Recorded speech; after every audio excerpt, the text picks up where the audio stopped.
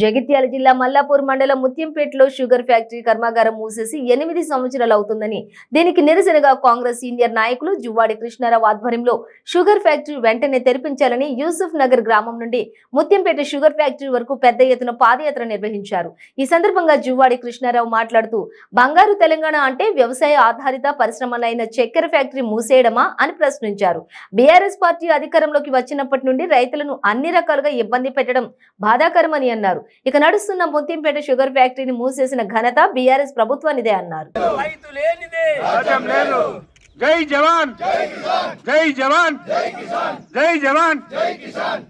ఈరోజు ఉగాది పండుగ సందర్భంగా కోరుట్ల నియోజకవర్గ ప్రజలకు, రైతు సోదరులకు, నా వెంబడి నడిచినటువంటి కాంగ్రెస్ కార్యకర్తలకు అందరికీ నా యొక్క నమస్కారం, ఉగాది శుభాకాంక్షలు తెలియజేస్తున్నాను.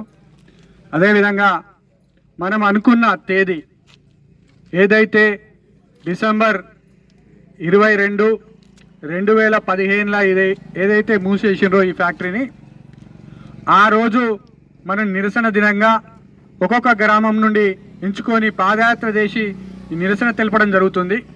ముఖ్యంగా కేసీఆర్ మెడలు వంచాలనే ఉద్దేశంతో ఇవాళ ప్రజలందరూ కూడా ఏకమై ఆయన మెడల్ వంచనే ఇలా షుగర్ ఫ్యాక్టరీ ఓపెన్ అవుతుంది.